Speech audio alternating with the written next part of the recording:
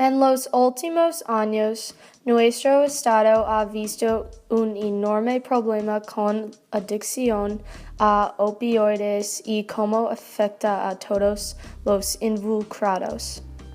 Adicción no tiene un tipo, una raza o edad en particular.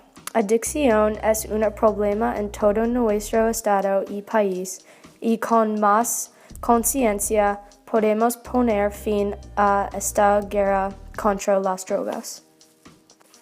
Estas son algunas de las experiencias de la vida real y estadísticas sobre el problema de la adicción en Massachusetts y en especial la costa norte.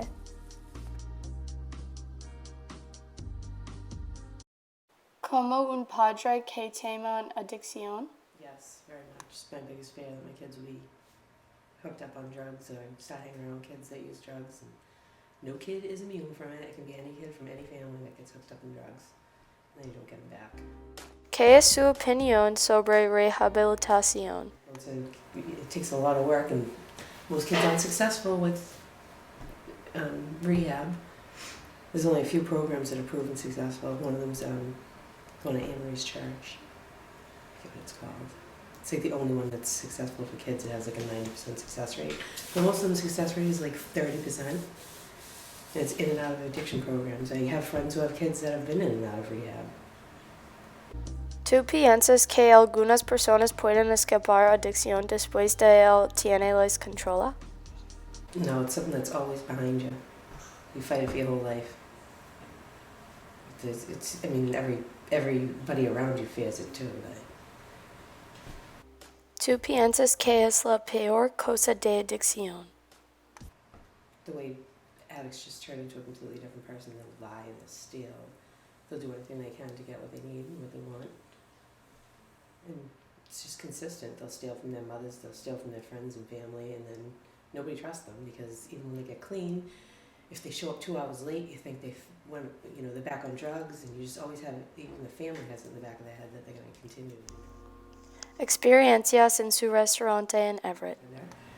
We've found, I learned some terminology too, what does he call it? Somebody left their works in the men's room behind like the kickboard behind the toilet, and that was a hypodermic needle and the thing that ties around the arm, and then leave. So someone was shooting up in our bathroom and leaving their paraphernalia.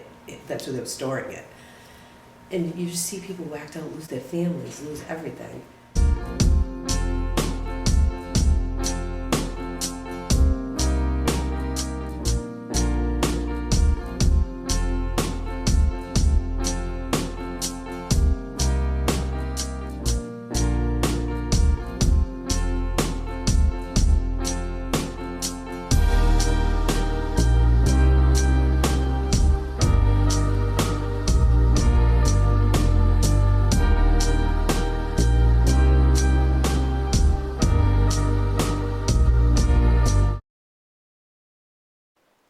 ¿Cómo ha afectado drogas a su vida?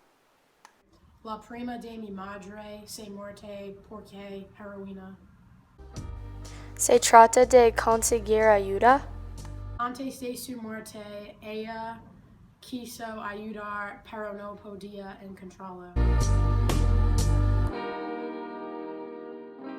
¿Cómo llegó a entrar en las drogas? I got into a fist fight my senior year of high school. I messed up my thumb, and when I went to the doctor, what they did is they prescribed me Vicodin, the little 5 milligram pills, and I started popping those while I was smoking pot because I was already, at that point I'd already tried cocaine when I was 16, marijuana when I was 12, I was drinking by the time I was 15 years old, smoking cigarettes, and it didn't seem like too big of a deal to combine the two, and then after I combined the two, my friend on my birthday, my 18th birthday, offered me what would be what we call blueberries on the street, is a 30 milligram Percocet, and he told me to sniff it. So of course, being the kid that I was, having been already drunk, drinking, smoking, I went ahead and I did that, and from there, it didn't take too long in order to escalate from that, sniffing, to sniffing heroin, and then from there, of course, was like 6 months later, or 6 to 8 months later after that first pill that I was already shooting heroin, and from there was also all downhill slope. Cuando empezó a tratar de quedar limpio? It just continued to further fall downhill for the next about 3 years. After multiple rehabs, detoxes, programs, and everything else like that, and it just finally happened for me about 6.5 months ago, where it clicked, and I've been clean off heroin since then. ¿Qué aprendió de su adicción y sobre sí mismo? About myself overall, I've learned that I'm a pretty weak-willed person when it comes to any substance being involved in my life, mainly opiates and heroin. I tend to make terrible decisions, and I tend to hurt the people around me because I become manipulative, and at the end of the day, it's not pretty for anybody. I've learned that I'm also strong at the same time. When I decide that I want to overcome something, when I have the opportunity to, I'll put forth 100% effort, and it's really what I've learned about myself. I mean, it's hard to say. It's a complicated question. It's a complicated process.